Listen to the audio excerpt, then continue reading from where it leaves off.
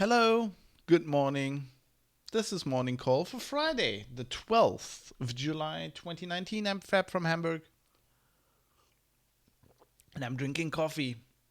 Good morning. I'm also here to bring you the tech news of the day, or what is left of it, because oh man, are we in a dearth right now. So it's going to be a bit of a short show. Got three news stories. That I found interesting enough to talk about. Yeah, that's it. I'm sorry. Good morning, Pepper Johnny. How are you doing? So let's get into this stuff. The first story is, you might remember that Amazon got into a bit of a pickle because it came out that they were listening to their Alexa recordings to improve the quality of voice recognition. Now, turns out what we've heard before about Google seems to be true. There was a whistleblower, I think in Belgium. They were talking about I think the Dutch Google Assistant. They have I think about a dozen employees that do the same thing for the Google Assistant voice logs, and do this. Those 12 people doing it for Dutch, but around the world there are over 1,000 people who have access to this kind of thing, and there are also, for example, they're using crowdsource, where they're basically crowdsourcing this kind of thing. But listening to audio recordings is apparently just being done by Google employees. So this whistleblower was reporting that the OK Google thing doesn't always work, and that they had listened to recordings where people are basically, children are fighting with their parents, business phone calls. So they're talking about 1,000 recordings, and 153 of those should not have been recorded. So nobody really said, "Okay, Google." I can personally attest to this. After my wife, we don't really use assistants, but she once, 2 years ago, I think, had the idea. She had that OK Google thing turned on her phone for a while, and she got the idea to listen to the recordings. You can actually go to the web interface, or you could back then, and listen to the stuff that's recorded and also deleted, I think. And there was basically, it was horrible. Like, it was recording all kinds of crap where definitely nobody had said, "Okay, Google," where we were having an argument and stuff like that. So she turned this kind of function off immediately afterwards. But so I can attest to that. This is recording a lot of things that it shouldn't be. Pepper Johnny says sometimes it works with "Okay Kuchen" too. Kuchen being German for cake. Yeah, but I think you basically just have to say "okay" and then something, and often it'll just think you said Google. I mean, this is why they need to improve it. But listening to this is is of course controversial, which I can understand. Google had actually said so this is a report on Heise Online, when Heise had asked them after the assistant thing broke in April, Heise Online had asked Google how they are doing this. And they basically said, well, yes, some Google employees can listen to the stuff for quality improvement, but there's no personal identifiable information in there, and the audio sequences are scrambled.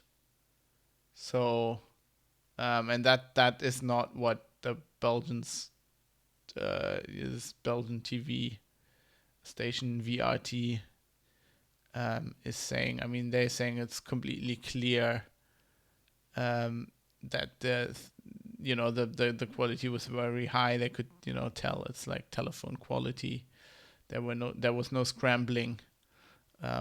Google has not said anything about this so far, and I mean the whole thing with the personal identifiable information is a lot of bollocks. That I mean, Amazon has said the same thing. We are anonymizing this kind of stuff, and Papa Johnny says, "Wonder how long it will be until we hear the same for Siri." Might be a while, and not because I think Siri's better. I just think Apple has better control over information, and I think they probably pay their employees a bit more or something. I don't know. They're usually better with this kind of stuff. Keep it on the hush hush. Yeah, but I think the thing is here, they're saying we anonymize that, and that's a lot of bollocks, because they're recording stuff from your home. You can always tell who that is, and in the Alexa case, and also in this Belgian case, so journalists were getting like these audio files from a source, from a whistleblower, and then in both cases, journalists were able to actually find people that were affected by these. And when I was still at CT, CT was breaking a story about this Alexa. Basically, so somebody had done a GDPR request to Amazon, and Amazon had tried to send them their voice files, but had from the assistants, but actually had sent them voice files of other people, and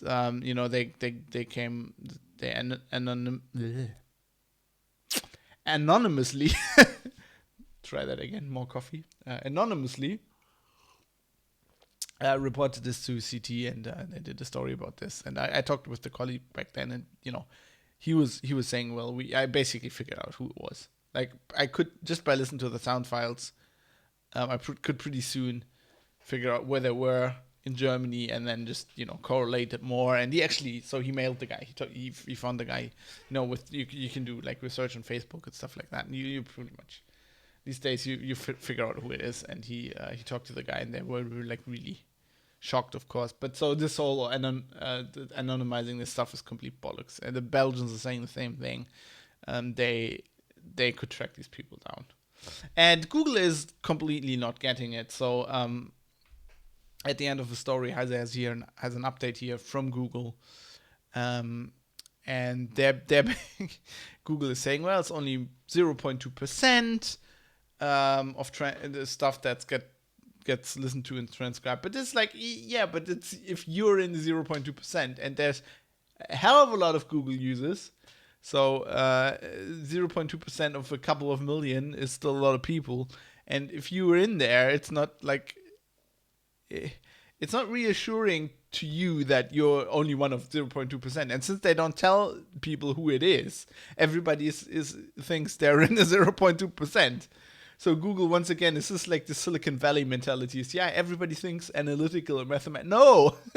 People think emotionally about this kind of thing. You have no idea what you're doing if you say something like this. I mean, this is such a PR nightmare. And then they're basically saying, replying to these requests, they're basically saying, oh, we're investigating this, and we figured out one of our employees has fallen afoul of data protection laws because they have given those recordings to somebody, so the press, and we are now involved and we are investigating this. and we will, make sure that our security is better and stuff. And it's like, no, Google, you're not getting it. You're now telling the press that you're going after the whistleblower. Like, the public is concerned because you are listening to their recordings. Going after the whistleblower and like saying, well, they fall foul of data protection regulations. Yeah, sure, but you're listening to people's. The problem is that you are listening to people's recordings. It's like, oh yeah, our PR statement on this is, yeah, we will now go after the what? How dumb are these people? It's just dumb. Also, apparently, one of these. I mean, I talked about this on the during the Alexa thing, where they were like, Amazon. They were talking about Amazon having no guidelines. What happens if you just listen to like abuse or somebody being in danger? And so this is the same thing with Google here. This guy says there was one call where it was pretty clear that a woman was being threatened and was in danger. And they have absolutely no guidelines, like what you do in this case. Like, Google doesn't give their employees guidelines. This is just horrible. I mean, I'm pretty sure in Germany you have to, in that case you have to call the police. I mean, this is a criminal thing. Like, if you don't do, I think you're making yourself liable to prosecution. I think actually that is unterlassene Hilfeleistung. So if you hear somebody, if you're working for Google and you're listening to these recordings and you like hear like a guy just beating his wife or something, or their kids or whatever, like, you need to tell somebody. Like, it doesn't matter if the company has a policy. Like, even if the company policy would be we won't tell the police. I think that would probably be illegal. I don't know. I'm not a lawyer, but I would be guessing that's the case. Like in Germany, it's actually if somebody has an accident on the street, like you're walking along and somebody gets hit by a car, if you don't help them, and they later get, they're badly injured or they might even die or something, then you are liable. So I don't know. In other news, Twitter was down. No idea what happened. They're not saying. They had just had the something's technically wrong page up. I kind of missed the fail whale. I'm old school. This was like olden times when Twitter used to be down every 5 minutes. So I think they should bring the fail whale back. So I love the register headline. Oh no, Twitter's gone down. How can we get the word out? Yeah, that's right. We have a website that works. App.com go tits up globally, and tits up stands for total inability to share usual poppycock. That is amazing. That's great. Yeah, they went down. We don't know why. I think it's still broken. I lost yesterday evening. I had like minus one follower and was following minus one people on the mobile app, and then you couldn't read any tweets. And I lost all replies. So all ad replies that I got before that outage are not showing up on my phone. I think I can see them if I go to the web, but yeah. So more Twitter failure, and that's basically all of the real news. There's some local news that I want to share with you that I found hilarious. So apparently Elon Musk, billionaire and idiotic person, has rung up Peter Tschentscher, who is Hamburg's mayor. And, obviously Hamburg, second biggest city in Germany, also a federal state, so it's a kind of a bit of a, it's an office. It's not like being a mayor of any other town in Germany. It's like, it's a big job. Anyway, so Elon Musk rings him up and complains about the vehicle registration, the Straßenverkehrsamt in Hamburg. So basically in Germany, if you buy a car, or if you need to get license plates, you need to register your car, go there with the documents and stuff. And in Hamburg, it's a nightmare. But if you move to Hamburg, that's one of the first things there's two things that are a nightmare in Hamburg: finding a place to live, and then if you need to re-register your car, because in Germany you usually register your car where you live. So we have license plate with so Hamburg license plates have HH for Hansestadt Hamburg, with local plates, and you have to re-register your car or your motorbike, whatever, and it takes ages. It's a big city. There are just understaffed. Everybody's sick all the time in the offices there. It's horrible. People know this. So it's been a political issue for quite a while as well, and you just know. Now, Tesla buyers who are apparently spoiled brats, like rich people often are, were tweeting at Elon Musk like, "Fuck, I buy a Tesla in Hamburg and then I have to wait 2, 3, 4 days for it to have it, registered and stuff." So Elon Musk rings up the mayor of Hamburg and complains about this, right? As if the mayor of Hamburg, Hamburg has a lot of problems.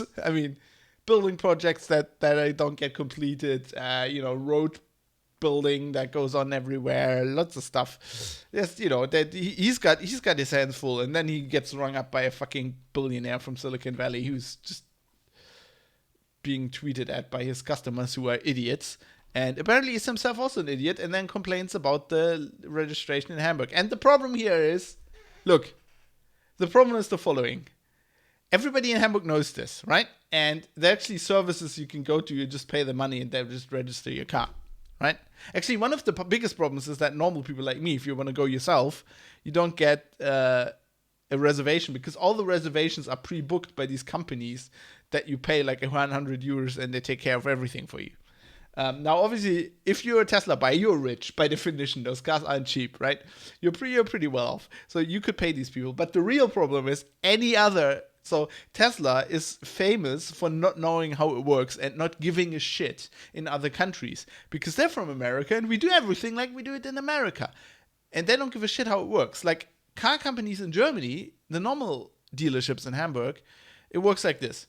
You order a car, you wait for the car to get shipped to them. Actually, what they do is they don't ring you up when the truck with the cargo is there. They have deals with these services, right? Or they do it themselves. They'll actually, when your car comes in, they'll register it for you. They have all their data. They register it for you, get it registered. It takes them a day or two. And then they ring you up and say, your car's here, you can pick it up. Tesla just rings you up when your car is there. And then you have to go register it yourself. Because they don't know how it fucking works. And they're not doing like the thing everybody else does. And they're like, oh, we're special. We're American. And then it doesn't work. And it's just like, what the fuck?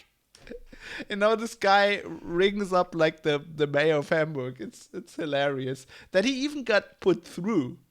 Like, I can only imagine what that phone call was like. Because Hamburg, well-known Hamburg people in hamburgers in Germany are well known for being like these kind of unemotional, cold. Like when you're from the west of Germany, like I am, or the south, people are really emotional. They tell you their feelings and stuff like that. Now Hamburg people are very like, they will never talk about their feelings, right? Hello, like moin. It's like the greeting in Hamburg. It's just like everybody else is. Oh, guten Tag. How are you doing? What's going on? Hamburg people are like moin. And then you say, moin, moin. And I can only imagine that phone call. Elon Musk like, what the fuck's going on in your city? People can't register my cars. And Chen just like, yeah, we know. It's a problem. It's horrible. I'm sorry. He probably didn't even say I'm sorry. I like the Chencha guy as well. He used to be a doctor at a big university hospital. In Hamburg, he's like a very down to earth guy. I think the previous mayor of Hamburg actually got a post in the federal government and became the minister for the government, and then just left. And this guy is just he's a very down to earth. I would love a recording of that phone call. Maybe Google can since they have their assistant everywhere, maybe they can get those transcripts. Maybe if you're a whistleblower, if you work for Google or Amazon and you've listened to that phone call, please fab@sixguy.org, send me an email. I want that. Yeah, moin is sufficient, says Paper Johnny, who lives in northern Germany. It means it's sufficient. It's just everything has been said. Why would I say, like, when you're from northern Germany and you go to the UK, like, you must be, like, completely perplexed at people's like, how are you doing? Like, why would I ask somebody that? I don't want to know how they're doing. Like, they could say, oh, I'm so horrible. My mother died yesterday. And you're like, oh, fuck, I don't want to know that. Moin is okay. Reem says Moin, can confirm. Yeah. Fucking Tesla drivers, like, fuck them, you know? I mean, they buy a car for what, like 60,000 euros, and then they can't spend 100 euros to get it registered, and they have to like fucking tweet Elon Musk. I mean, what the fuck? And Elon Musk, obviously, I mean, he's a bit of an idiot, but I guess you can't really fault him because he probably doesn't know what's going. He doesn't know how it works, you know. But it's like when you're in Hamburg, it's like not knowing that that's a problem in Hamburg. It's like it's like if you lived in LA, right? And you'd be completely surprised that there's a traffic jam every day going through the mountain passes, right? Or that you can see the sun because there's smog.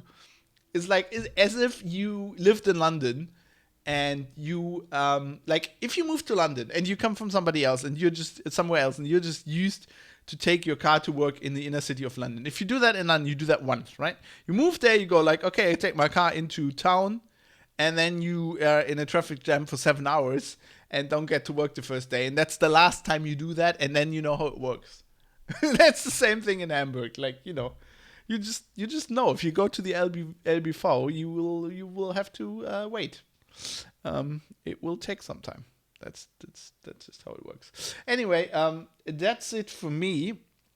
As you can see, there's fuck all tech news. I'm just waffling about Elon Musk's bullshit. So I have decided I will take the next week and a half, 2 weeks off. Well, I haven't decided that actually. I've been planning for months to go on a motorbike trip with my dad through the Alps, and I'll be gone for a bit, so I won't do this show. But I mean, it's actually it works perfectly because there's fuck all happening anyway. So might as well do that. So I'll be back. I don't know when I'll be back. Before the month is out, end of July. You know, last week. No, the week before that, like maybe the 25th or something. I'll be back and I'll see if we actually have some tech news then and bring those. Don't forget your Google Mini on the tour, says Pepper John. So we can listen. I don't even know what a Google Mini is. I didn't even have an Android phone, so you won't be. Also, I'm riding a Moto Guzzi. So if anybody at Google is listening or at Apple is listening to that, all they will hear is.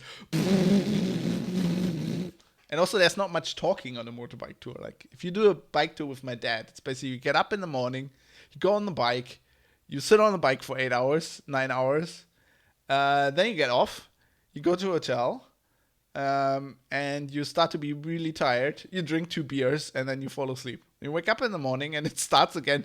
It's not that much talking actually involved. And also, we don't have not like these idiots who go on a bike tour and then all have like radios and talk to each other all the time. I mean, you're one of the reasons is you have your peace and quiet for 8 hours a day. It's actually a big part of the appeal. Do you say moin at least? I'd say moin all the time. I actually got used to that in when I started working in Hanover. I love moin. So my big problem is moin. Like when you're not from the north of Germany, is a little discourse here at the end of the show. So you think that it means good morning. Morgen means, morgen is what we would say in the morning in the west of Germany to greet somebody, which moin doesn't actually mean. I think it means good day. And then the reply moin moin is like, okay, yeah, have a very good day. Hashtag Entschleunigung, says Galtan. Yeah, it will be, with a silver subscriber badge tag, Alteran. Awesome. You're holding up the 40. That's great. It will be very entschleunigt. And so I had the problem because I always sleep in. Since I was a student, I'm not a morning person. I often get up very late. I used to go to work very late when I worked for Heise. And even before that, I used to have the problem that it's like 2:00 in the afternoon. Like in the university, for example, but because I got up at 11, I still think it's the morning, and I would say good morning to people, and that would just embarrass yourself. Now, if you're just in the mindset, which is wrong, but it kind of works, that moin, you can say moin any time of the day, because it doesn't mean morning. You can say that at night. You can say, if you see somebody at 9 in the evening and you say hello, you can say moin. So it always worked for me. So I always say moin because it's not connected to the time of day. It works very well for me. So Reem says moin is something like a shortened moyen dark. It's like, yeah. In Luxembourg, we greet also with moin, says Galtern. That's interesting. Oh, you're in Luxembourg, so I'll be you if you hear a Moto drive past in a week or so, that'll be me. We're down there. We're actually doing the West Alps this time, because last time we did the Dolomites and like the Eastern Alps, mostly Italy, and now we're doing mostly Switzerland and a little bit of Germany, a little bit of France. So we'll be down there.